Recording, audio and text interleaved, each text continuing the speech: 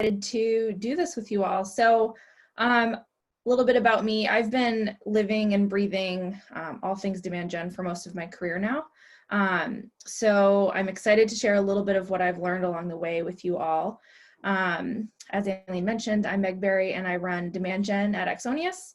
I've been part of the team for about 1.5 years now, and it's been really fun to watch the company grow from just a handful of customers to where we are today. But even more so from, I think it was about 20 employees when I started, and now we're at almost 100 globally. So that's been really awesome to watch. They asked for a fun fact, so I will deliver there. You can see her on the wall behind me as well, but this is my rescue pup, Goji. She has a slew of Slack emojis, or I call them Goji emojis, at Exonius, and I instituted a new rule this morning that she has to make an appearance in all of my presentations moving forward. So 1-to-1 on that commitment. And I also hope that you get the punny name I gave her. So if you do, let me know in the comments, but that is Goji. So let's see, to get down to business here, we're here today to talk about demand gen red flags. I think these apply beyond the cybersecurity world. I know they apply beyond the cybersecurity world, but the examples and stories that I'll talk through today are specific to my cyber experience. I think you could also call this session something like dodging the bullet, or, you know, insert whatever analogy you want there, but I like to think of it as preparing for chaos. But one other fun fact about me is that I really, really thrive in chaos. So I started my marketing career strictly in events. Lots and lots and lots of logistics involved, always needing to be one step ahead of everyone else. So that's, you know, predicting questions that the team's going to ask ahead of time, expecting your booth staff to not show up, travel in logistic issues, someone doesn't have a hotel room because they didn't do it, expecting your team to not follow the booth schedule that you have so meticulously crafted for everyone, not having sufficient internet to run your demo. I can go on if I need to, but I think we all get the point. And I think there's probably a lot of head nods happening right now. But because I'm human, there's of course been times when I've been totally stuck. Something didn't go as planned, or I didn't have a plan B, or someone asked me something that just totally stumped me. Maybe all of your in-person events for the year got canceled and you had to pivot from there. Did anyone have that happen to them too? So what I've learned from all of this is that it's time to start baking in potential roadblocks into my campaign planning. So not always necessarily planning a plan B and a plan C, but trying to predict where in the process or where in the campaign that something might not go as planned, so that it's less of a surprise if it does happen. So now when I present a new campaign to my team, I clearly outline the problems and challenges that I think could come up. And I also solicit my team members for their ideas as well to start making sure we're all thinking about that. So I've learned it's just as important to plan for the campaign as well as to plan for what can go wrong. So luckily, I'm a very, very, very type A personality. And I invite any of you to ask my team to confirm that. So doing this comes somewhat naturally to me, but I know that's not the case for a lot of people. So in this session, I will walk you through 5 red flags that I've identified to keep an eye out for. I don't want you to think that these are the wrong things to do, but I do think there are a few key items to really make sure you're thinking through the pros and cons of. So with that, we will really get into it here. So I think this is something we're all feeling a little too much, and we are going to continue to feel the pain of it for quite some time. So I don't know about anyone else, but I have set the expectation with my marketing and sales teams, and we actually set this expectation back in June, that we're not signing up for any in-person events through the rest of 2020. That was to, one, protect our team first and foremost, but also to protect our budget. With we obviously don't want to send people to places when it's not safe to do so, but we also don't want to set aside a budget for an event that could potentially be canceled and then, have this excess budget unaccounted for.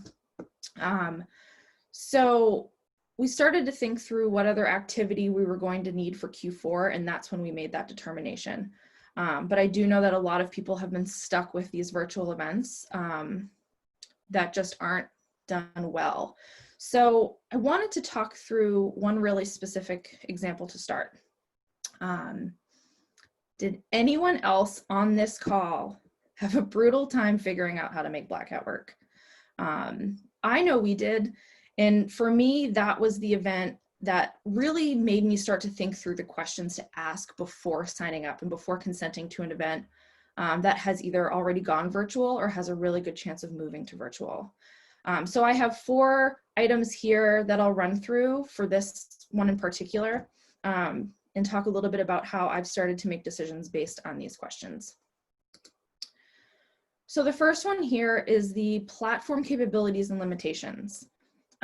What makes this really difficult as a vendor is that you have absolutely no control over what platform is used, how you're able to interact with your attendees, how you set up your booth, anything like that. So it just makes it so hard to stand out when everyone has the same level of access, regardless of your sponsorship level. So example 1, this was our booth at Secure World Boston. This event was originally scheduled for March. It was then moved to July. And in June, we were told it was going virtual and here is your booth. We did get to customize it, based on the functionality it had, which is really like a logo placement and an orange background. But it obviously doesn't come close to looking like what our in-person experience would have looked like. Example 2 is Black Hat. So talk about different. This didn't even, in my opinion, remotely try to feel or look or smell like a booth. And I could go on for days about this event in particular, but I won't. If you would like to vent about it later, please let me know. But long story short here is ask what the attendee experience will look like and what the platform capabilities and limitations are before placing your bets on a particular virtual event. This event, actually Black Hat specifically, led me to asking the Gartner event before we signed up to go virtual what their platform was, because I said we can't do another event with this technology. Luckily it was different, so we got to survive that. But on to number 2 here is timing expectations. I know I said I'd stop talking about Black Hat. I'm not going to. I think I have a few more references here, but because everything is being done virtual, I swear that a lot of event organizers don't think vendors need as much time to prepare. Think about what you don't have to do. So there's no shipping guidelines or shipping rules or printing deadlines to consider, or third-party services to order. So everything feels like it's just kind of thrown at you at the last minute. For Black Hat specifically, I think we had 3 days to build our booth on a technology that didn't work as expected. For another event, I had 1 day to turn around a contract from my legal team in order to hold the spot. So knowing the speed in which you need to work is only going to help prepare everyone else on your team that you rely on. And I do like to think that when you get that timeline in writing, it's harder to argue when something goes amiss. So I'm a huge fan of putting everything in writing. So understanding, again, wrapping up number 2 here, understanding those timing expectations for every single deliverable involved, from contract and even to lead fulfillment. Let's see here. Number 3, giving yourself the best chance to stand out. This can really only work well when number 1 and number 2 are known. And there aren't a ton of ways you can stand out virtually, but you really do need to try. So I'm going to show you a quick clip of something that we did for our Black Hat booth. And you probably recognize this person from his presentation on Monday, but let's go here. Welcome to the Exonius virtual booth here at Black Hat. This is kind of what it would look like if our booth was in a physical space. It's as close as we can get right now. So welcome to the virtual booth. Happy to answer any questions that you have for us. Sure, so, yep. Welcome. I can't figure out how to not get that to play twice, but for that we used our booth footage from RSA actually and talked to the viewer like they were visiting our actual booth. Was it corny? Definitely. Did it stand out? Maybe. But did people come to our booth at Black Hat to see it? I honestly can't tell you one way or the other. But it did get some good social attention after the fact. So number 3 here, just make sure that you give yourself every opportunity to stand out from the crowd. Number 4 is something I think we're all feeling right now, and that is understanding that Zoom burnout is real. Do you remember, back in March when trivia and game nights over Zoom or FaceTime with your friends was fun? Not so much anymore, at least not for me. Because when you only have this one way of communicating, I think it does lose its cool factor. So with virtual events right now, I think you need to be cautious of the time commitment you're asking for people, which I actually think was great for this event. I loved that it was a couple of hours over the course of a few days versus asking me to dedicate 2 full days to sit behind my screen and learn. It was nice to have I know what my mornings are going to be and I know what my afternoons can be. So knowing the time commitment you're asking of people, the technology that you're using, and even the expectations of the viewer, I also think it's fair to say that the level of engagement is lower. And if you heard me say that, I'd love for you to send a smiley in the chat to see if my hypothesis is correct.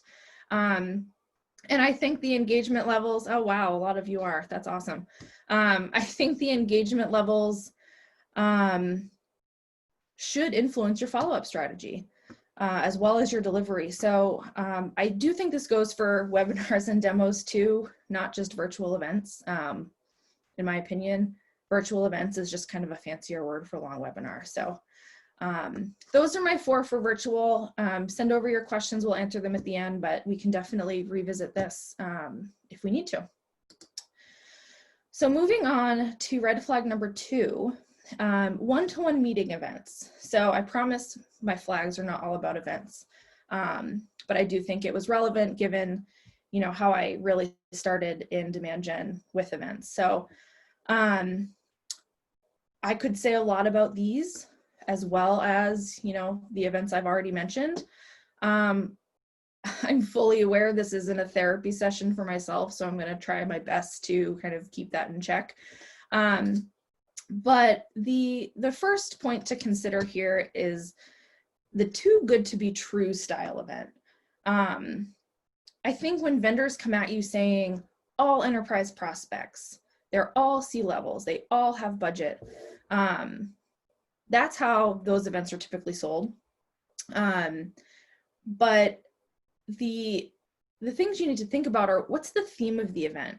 Do these C-levels actually have an active project or even a soon to be active project? If the theme of the event is even a little bit off, is the fact that they have budget even relevant? And what a lot of these folks don't tell you is that these C-level folks don't pay a penny to go to this event. If I could go to this event in person with all of you, stay at a fancy hotel, dine like a queen, and maybe learn something along the way, why would I pass that up? Maybe my payment is to meet with a few vendors, but if that meeting comes during one of the sessions that I really want to attend, it's so easy to just not show up. So when you're booking these, I would say just try to put yourself in the attendee shoes for that situation to see what you might do. So the next thing I want you to keep in mind here is the varying opinion of your sales team that will ultimately happen. So while I do not believe sales should totally dictate marketing programs, you do need their buy-in for them to be successful. If they're not fully bought in, you're going to have a more difficult time proving the value of the event and the ROI after the fact.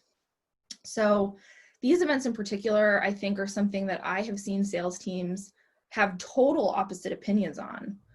But what I have noticed about those opinions is that usually the earlier the stage of a company, the more that sales loves these events. It gets them right in front of their target buyer, not the influencer or the champion. It gives them a chance to perfect their sales pitch and spark interest in new technology. The later the stage and more established the company, I've seen sales teams become less and less interested in these events. The prep time for them is difficult and time consuming. There's an inbound machine that's finally working that they'd rather focus on. And there's a lot of downtime at the events for the vendors. And maybe they've realized that the conversations are not as good as they hoped. So in my experience, specifically here, if the sales team isn't excited about these events, they don't return the investment that you need to prove that the event is a success. Number 3 to look out for, the high price tag. Secrets out, these events are not cheap, and they come in on average of about $3,000 a meeting. Some companies have that kind of budget and a lot of companies don't. So that's why committing to one of these means you really, really need to have that buy-in from your sales team with a solid plan to show that ROI. And there are just so many things that are out of your control for this one that it's not always easy or even possible to do. Last item here is watching out for the no-shows, which ultimately lead to unpreparedness. So typically for these events, you get maybe 2 days, if you're lucky, to sit with your list of meetings, have your sales team do the research on the person and the company and how they've previously interacted with your company or not, for them to go into the meeting completely ready to have an effective conversation. But more often than not, only about 70% of these meetings actually happen. And to replace them, you're given a meeting with an individual at a company that your team hasn't had a chance to vet. So that type of meeting, I don't think is good for anybody, especially the prospect. And at the price tag I mentioned earlier, at a 70% attendance rate, this just isn't, it's not good enough. So setting the expectations with your vendor ahead of time on the expected follow-up after the event, as well as your success metrics, will make them work harder for you. You'll get better meetings and you'll be able to spend more time making sure the ones you're booked with actually happen. They'll do that for you. And actually the last part I just mentioned could actually be its own bullet point, which I don't have on here, but sharing success metrics with the vendor is something I've only recently learned to do after too many of these have failed. So I would definitely encourage you to discuss volume, pipeline expectations, and follow-up expectations with your vendor if you really want to hit a home run here. All right, this next one, quantity versus quality. I have a few funny little stories in here. I'm excited to talk through them and hear what you all think about it. But I see this challenge so often because of unrealistic goal setting that tends to come from the desire to please a sales team that doesn't fully understand that marketing's a partner in driving pipeline. We're not just a name machine. So what we always need to keep in mind as marketers, and continue to share this message with sales and with leadership, is that we're generating and influencing pipeline to help close business. That is the ultimate goal and always will be the ultimate goal. So if you're focusing on quantity, I always tongue tie these words, so give me a second here. But if you're focusing on quantity, the only thing that takes a hit is pipeline. And nobody wants that. But it's obviously our biggest challenge, right? A sales team that always wants more, but they don't want junk, but they want to hit their number. That comes with marketing setting proper expectations with sales on the quality over quantity scenario. And marketers that do that well, I think, are the ones that have a better sales and marketing alignment. So I'm going to go through a few examples where it's really easy to sacrifice quality for quantity, and give some thoughts on how you can kind of change those mindsets. The first one here is booth scans. And this is where my first story starts. I'm actually really excited to tell this one. RSA this past year, I thought traffic was a little slower than usual. So I'm standing there, I'm minding my own business, lead scanner in my hand. I have, 1 foot on our booth carpet, 1 foot in the aisle, trying to see who I can snag along the way. And someone from a neighboring booth walks over to me and she says, "Hey, I'll trade you a scan for a scan." And my reaction in the nicest way possible was, "Excuse me, but what?" So she proceeds to repeat herself and then says, "My goal is booth scans, isn't yours? Let's just scan each other and help each other out." And I told her that she's welcome to scan my badge because I've absolutely been in her shoes, and I'm sure that most of us on this call have been, but that I didn't need to scan her. So she happily took the scan, moved to the next booth, did the same thing. So let's be clear. I do not blame her for this at all. I blame her leadership team for encouraging them to come home with as many scans as possible, regardless of who the person is, because it's not how you show ROI from a trade show. A trade show like RSA sometimes can be difficult to show ROI for anyway, but this is definitely not the way to do it. The second example here is database entries. So adding names to your database for the simple reason to nurture them. So I'm not here to give you a spam or a GDPR compliance session, but this is something that I think is a little bit more subjective. For instance, the example I'm going to give you here actually has to do with content syndication specifically, which I do think are perfectly good MQLs, but that's really all we know about them, right? We've had varying levels of success with content syndication programs, and we recently got to a point where our sales and BDR team wasn't finding value in following up with them because lots of people, and I put lots in air quotes here because it turned out just to be a handful, responded with things like, "Oh, I just wanted to watch the webinar," or, "What are you talking about? I've never downloaded this white paper." So while nurturing these people definitely helps, we didn't want them to be completely ignored because that was, their first campaign interaction, their first source. We didn't want them to be ignored until they just, requested a demo. So we started this program that we internally just called like marketing as a BDR, which was a 3-step drip program prior to bringing these leads to our nurturing program. We wanted to take this follow-up process into our own hands for a few reasons. One, to follow up as close to immediately as possible, which is a problem with content syndication anyway. You kind of get the list a week after. And number 2, to get a better idea of volume of these lots of people that say, "I didn't do anything." So while we got a fair amount of emails like the one you see on your screen, we actually got plenty that converted, at least to a first meeting. And what more importantly it did was it helped us shift some of our budget away from content syndication and also focus on the content that we're offering in those programs. So the last example for this one is list purchases. How many emails do you get each day that look like this? On average, I get about 6 per day. Luckily, a lot of them go to my spam, but there are the few that, make it to my inbox. And my story for this is that one time I fell for it. And I feel my face getting really red for even saying that out loud.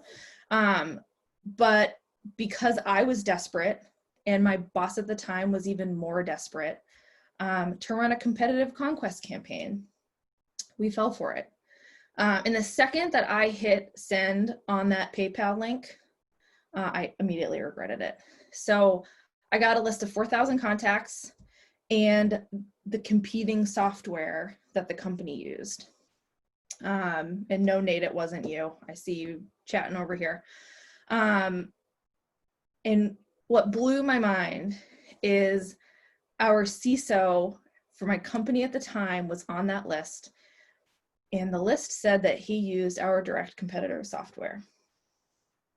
I roll.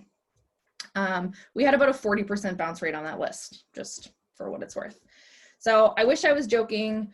It's not my finest demand gen experience or demand gen moment, but I am glad I am able to use that as a learning experience for all of you.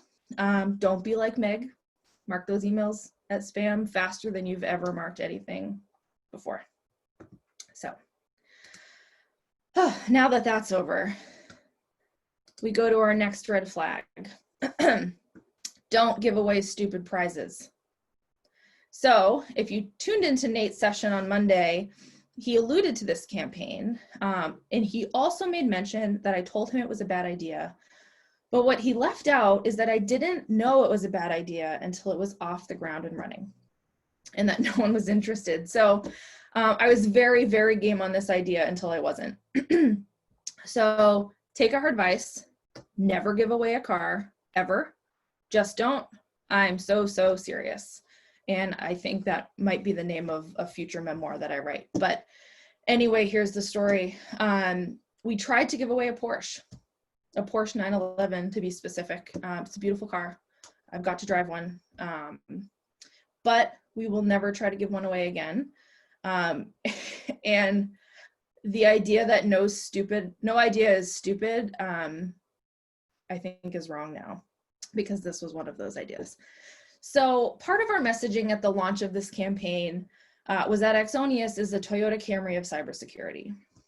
And when you were growing up and had car posters on your wall, no one had a picture of a Toyota Camry on their wall. It was always the Ferrari, the Lamborghini.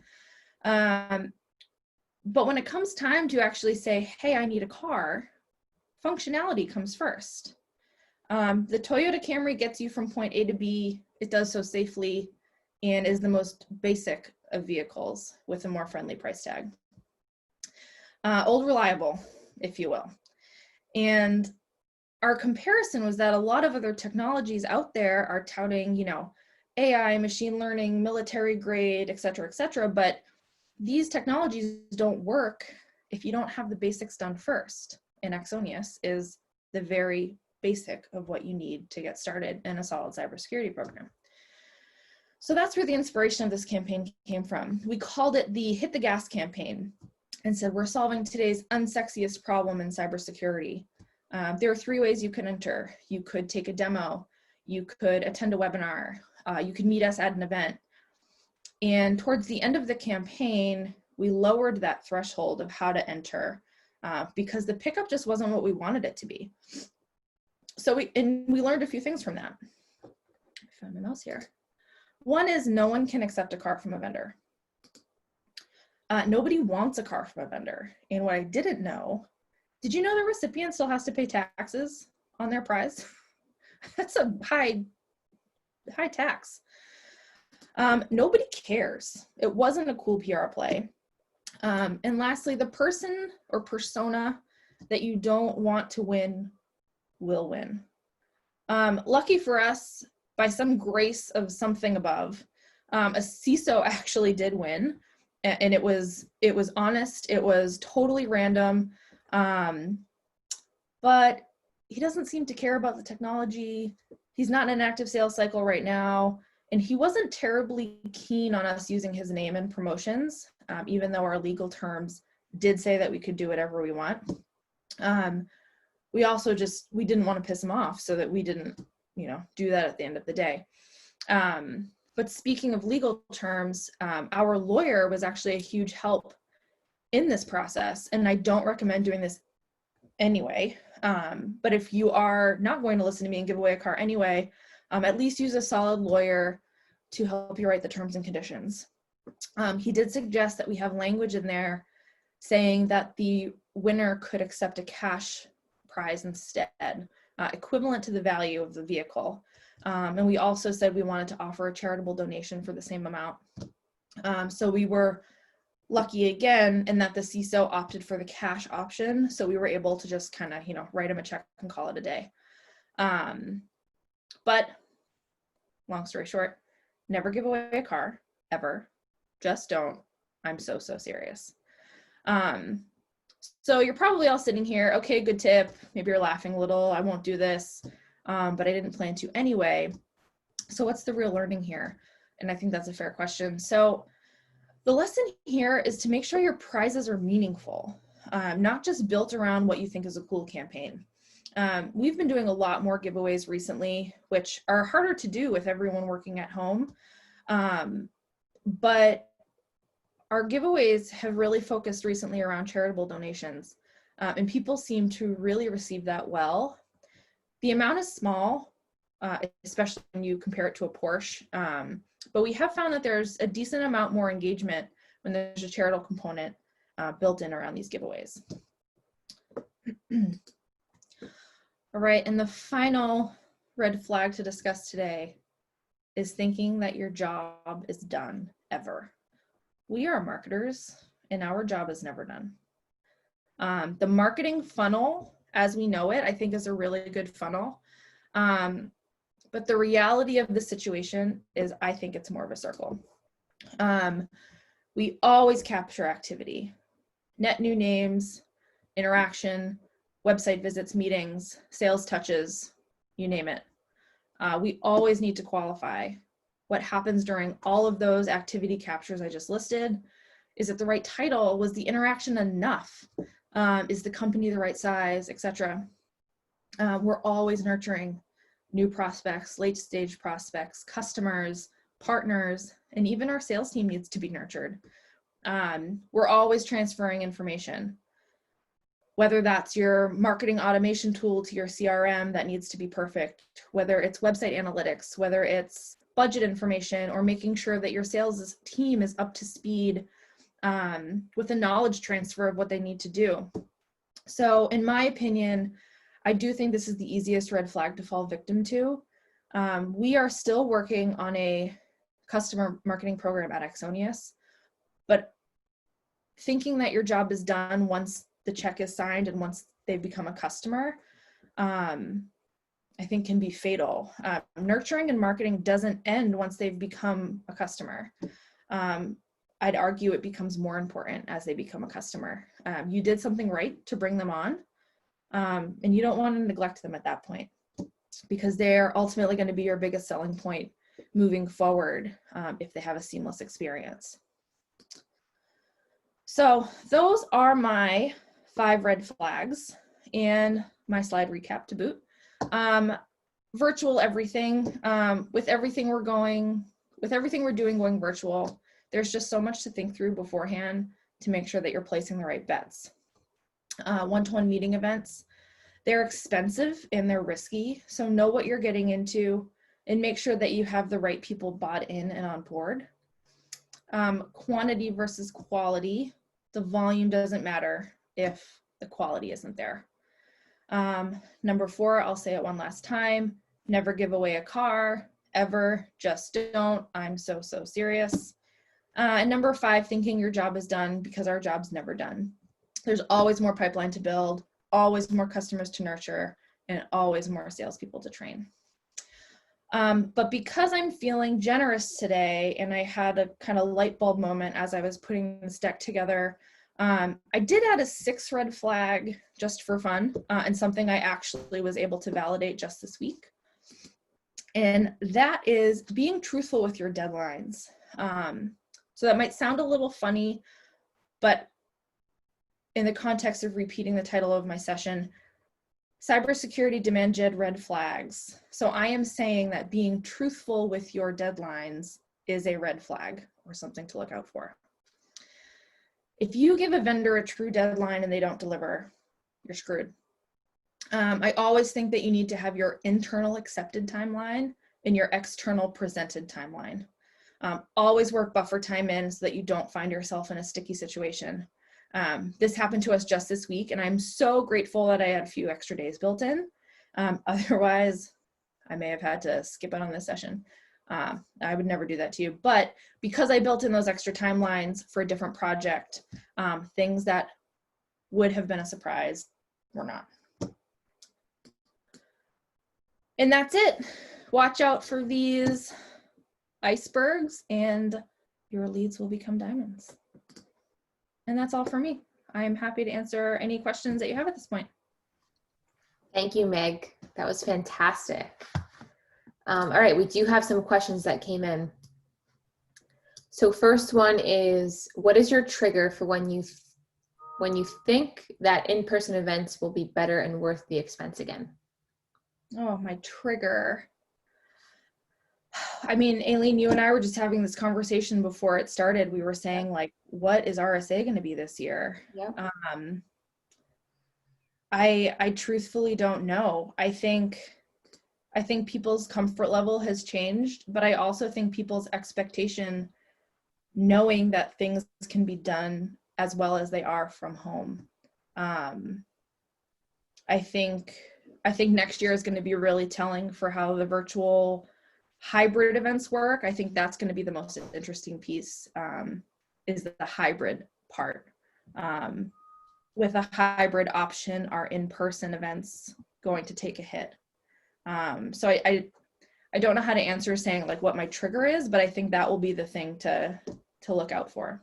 Yeah, and I think too, it will be hard to justify the cost of in-person events when you know that the people that typically go, not all of them are going, right? So you're really not getting the bang for your buck that you were in the past. Yeah, that's a great point. All right, next question. How can you tell the C-levels might have an active project when you're qualifying an event? So I think this was after those, when you were talking about the one-to-one meetings. Yep, sure. So typically for those one-to-one meeting events, and specifically, a lot of times as you are deciding to attend the event, they'll send you a list of companies and titles. And even sometimes they'll say what kind of, like, the reason that the C-level person is looking to go. So that is first, like, the most telling sign. And then I think what people get into the habit of is saying that was a great event, I'll do it again. Because sometimes you sign up for these over a year in advance. So knowing that was typically the type of C-levels they had at the previous event, I think you go into it a little bit more educated than saying like, oh, I'm just going to sign up because the CISO of ABC is there. And next question, how do you navigate the conversation with sales on quantity versus quality? So I think this is definitely a tricky one. And we're definitely lucky at Axonius. We have a really solid relationship with our sales team, and they fully understand that we are only trying to give them the best. In terms of navigating that conversation, sometimes, and I say this a lot, I try to pitch something to a salesperson so that they come to the conclusion I want them to come to by thinking it was their idea. So sometimes easier said than done, but for something like this, it's almost saying like, here is the quantity version of what I could be sending you. And they look at it and say, oh, darn, like, I don't have time to follow up on all of these. This title isn't great. How do you filter this out to give me a better list? So it's sometimes sacrificing and going the quantity route to make them come to the decision on their own of like, I can trust my marketing team to send me only what they think is good, and the rest will come later. So that is my special trick with working with sales sometimes. Exactly. We had this old saying at my last company that there's qualified leads and then there's pickles, and you don't want the pickles. Like, why would you want to waste your time on calling people that aren't qualified, that aren't ready to buy? We're just trying to help you. I think if you position it that way, it's. Yeah, exactly. And they just have to see it for themselves. Exactly. They always want more until they can't handle more. Yep. And Corey asked, as marketers, we need to stop accepting these attempts to forklift an in-person event format into the virtual space. It isn't working. So that wasn't really a question, but Oh, but I completely agree with you, comment. Corey. Yeah, we're trying, and I mean, this is great. This is a series of webinars, and you know, I think there's been really great engagement the last couple of days. But your sponsors weren't forced to make a booth that we go to visit. So yeah, I mean, to Corey's point, I think let's stop forcing it and just call it what it is. Yeah, I think it's just about adapting to the new format, and you can't make a virtual event an in-person event. It's just never going to happen. And Andy asks, do you forecast that some of these shows are going to just die off? The smaller ones, maybe. I don't think we'll ever lose some of the bigger events. But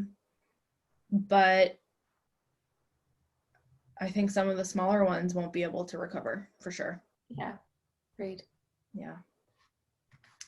And then in the chat, Kate asked, any advice for handling a convo with leadership that values, this is the same question. Just looking at the chat to see if we have any more questions in there. Do you have any suggestions on other incentives besides giveaways and prizes? Do you have any suggestions on incentives besides giveaway and prizes? I mean, like I said, the donation piece has really worked. At some companies where, where there's not a free trial or, there's a paid POC, I think sometimes the opportunity to try out the product for free for a limited amount of time is an interesting incentive. Obviously that doesn't work for everyone. I know it's not something that would really work for us. But I think that is also another option. Yeah, I agree.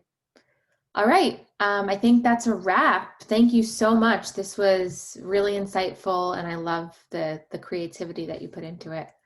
Awesome. We will have the recording up on YouTube, and we'll email it out to everyone at the end of the day. So check your email later. And up next, we have our full female panel, Everything Co-Marketing and Partners, with Stephanie Broyles, Kathleen Booth, and Jessica Olson. So take a break, grab a snack, grab a drink, take a bathroom run, and we will see you guys in 15 minutes. Thank you so much, Meg.